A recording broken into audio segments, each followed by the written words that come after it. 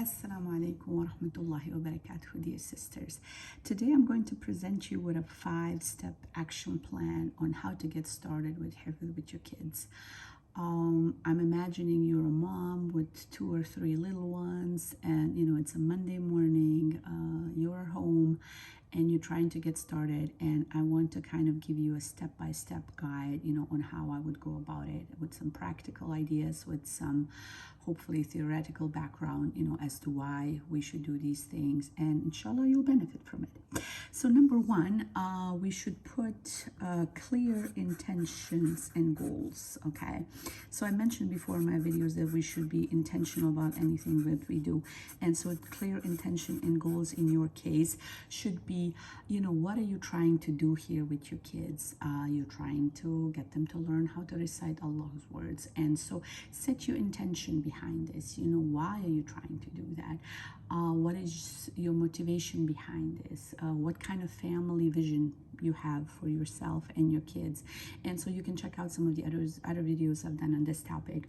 And so set a clear intention for yourself and write down some goals that you have. And so I suggest writing this down or following along as I make this plan in your own notebook, so you can kind of get more clear. And so in your case, I would set up 3 things or 2 things for each of these things that we're going to discuss today. So in the morning, I would get started, because in the morning we're sort of the freshest, and I would kind of think for yourself, maybe as you pray Fajr, what is my intention for today? I want to spend some time with my kids and the Book of Allah. And set your intention for that day, as you're praying Fajr, after you finish praying Fajr, and then make that dua, that Allah makes it easy for you to accomplish your goals for that day. And so you have to also set your goal, and in that case, and I would start small, and so maybe 10 minutes with your children and the Book of Allah, or trying to teach them certain things. So number 1 is to kind of start with the morning ritual. And so figure out for your family, what does that look like? What does this morning ritual look like? And maybe after breakfast, you want to communicate with your kids. Okay, so today we're going to, and then you fill in the blank. So today we're going to learn some letters, or let's review Surah Al-Fatiha, or how about we listen to some Qur'an? Okay, so you want to set your intentions, inshallah, for the sake of Allah, and you want to have a clear goal for that day. Now, the reason why I'm not specifying a goal here is because all of you are in different spots in your journey. So sometimes I think a time-based goal is better, instead of, I don't know, Surah Al-Fatiha, or revising how many pages, because sometimes children don't always cooperate, right? Or something might come up. But this way, if you're making sure you're committing to at least 10 minutes a day, you will have a clearer goal on how to get there. So it's important to show up, right?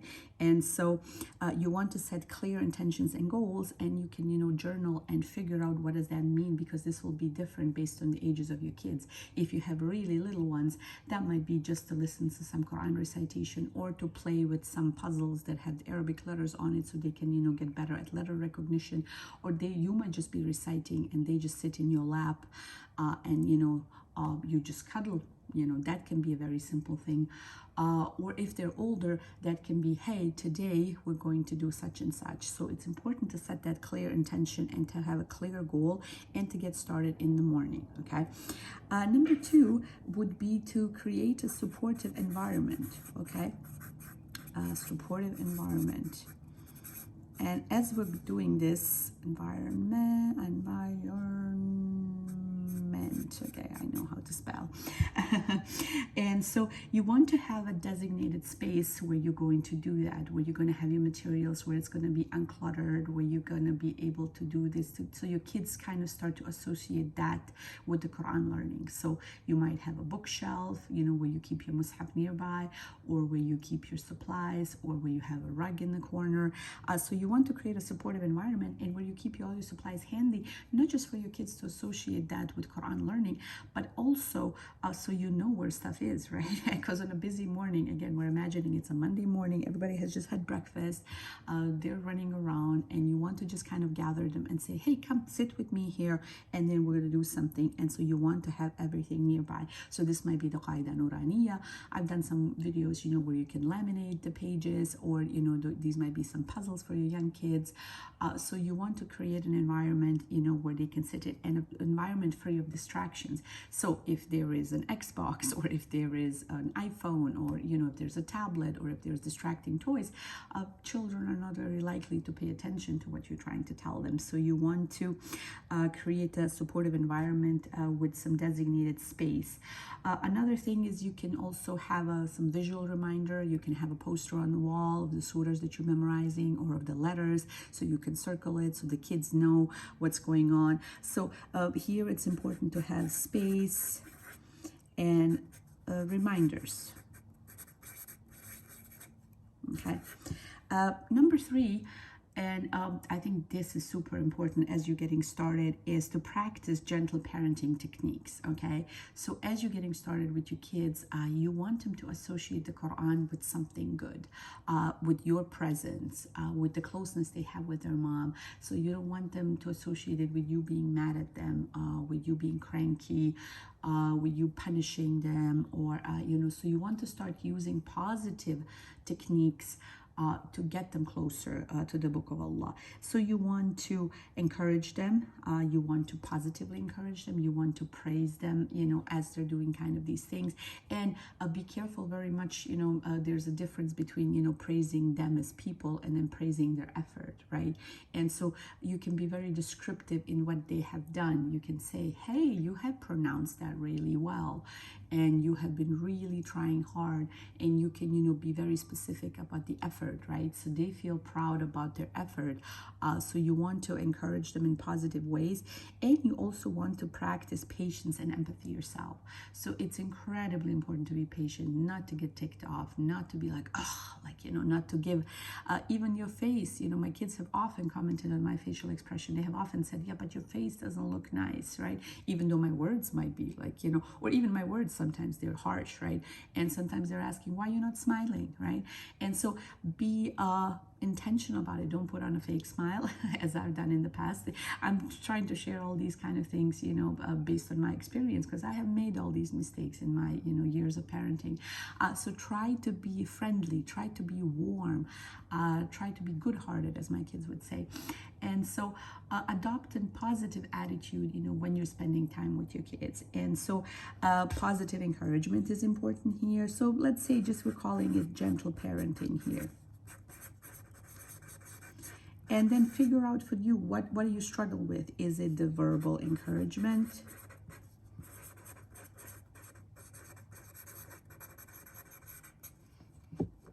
Oops. All right, here we're back again. Is it the verbal encouragement that you're struggling with to give them positive words? Or is it patience and empathy?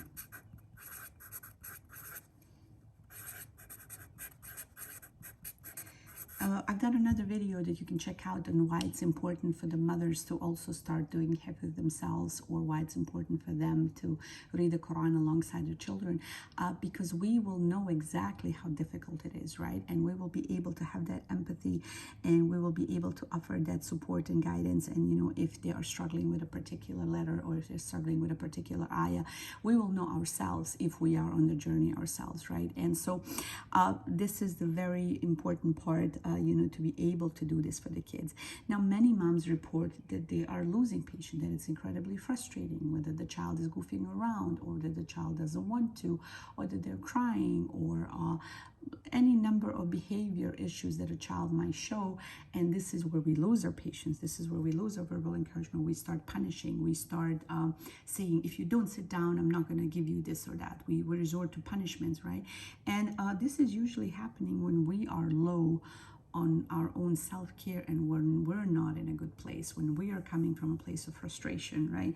And so one of the big things in your Monday morning routine would be to prioritize self-care.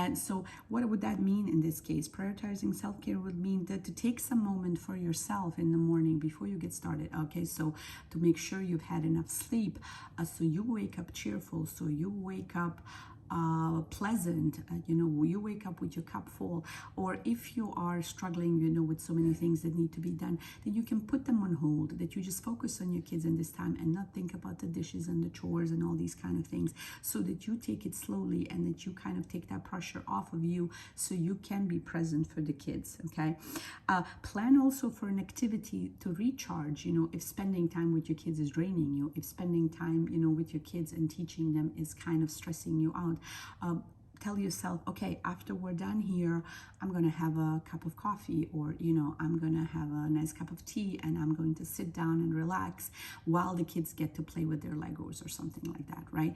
And so you want to kind of build in that self-care where you can regulate yourself, where you can calm down, where you don't lose your temper if the kids are struggling and, if they are having their own feelings. Now, it's important here that you don't necessarily always try to fix their feelings. This is a big one that I'm still struggling with to this day. When my kids say, oh, it's so hard, and I say, no, it's not hard, come on, you can do it. I invalidate their feelings in the process, right? And that is very frustrating for them. It shuts down any conversation. So I actually have a reminder on, I have written it on a poster board, that I keep on my desk, just to remind myself that I can welcome their feelings, but I don't have to fix them. They just want to be heard. They just want to say that it's frustrating. And so I can say, I hear you. I know this is hard. Yes, I agree with you. Instead of trying to minimize their struggles, and it's not always easy, right? And I think as parents, we feel offended, when they tell us, oh, we don't want to do this. It's so hard. It's frustrating, And so a lot of times I would jump in and ask my kids, well, what should we change? What should we do it? And then my kids would say, I don't know. I just wanted to tell you how hard it is, right? And so a lot of times prioritizing our own self-care and self-regulation will result in us being able to just welcome their feelings and just make space for them, and so they can be themselves in that process of learning the Qur'an. Okay, so we're prioritizing self-care. We're going to have a moment for ourselves before we get started, moment beforehand, and then we're going to have some recharge activity afterwards.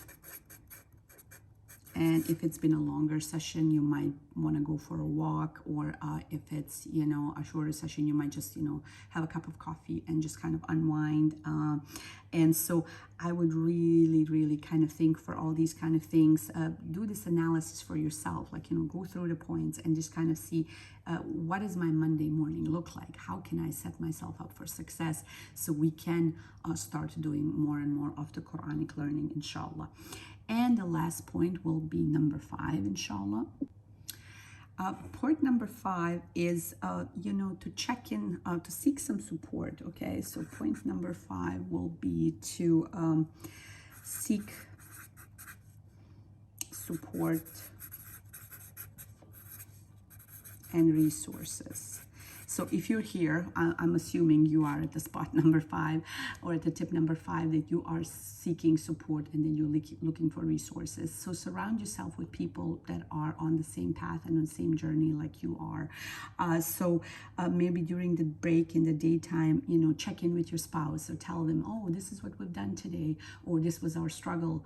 We were really stuck on this particular, ayah, or this particular, I don't know, this was our challenge, right? And then might just, that might be that built-in support of your spouse or your friend listening to you. But then also you can check in with people, that are on the same path, and you can, maybe type into YouTube, what to do with my child is resistant. And I've done a video on that, right? And so seek support and resources from people that are on the journey. If you surround yourself with people that are going to tell you you're crazy for even attempting to get your child to memorize, the book of Allah, or, they might even make fun of you, or they tell you, oh, why don't you focus on math and science and, modern things. That's going to be very difficult, right? It's going to be an uphill battle, right? If your family is not supportive. So seek support and resources, and that can be, so there would be support check-in daily. daily or monthly or weekly. However, I run parenting support groups where moms get together every week and we just kind of share our struggles. So figure out what that support means for you, and then look at resources. Figure out, where is your child stuck? Maybe they need some help. And this would be the section then of the tool exploration, where you say, okay, maybe I can get a nicer mushaf for them, or maybe they need some stickers, or, you look out what resources are out there. So it's a multifaceted approach, right? And so you have different things that you are trying to do and to get your children on board, and to get yourself ready and prepared to tackle that Monday morning, when you are home with your kids, and how are we going to get this done? And again, as I've said in the other videos, showing up is extremely important, and done is better than perfect. So even if you as you start the process, you will tweak it as you go along.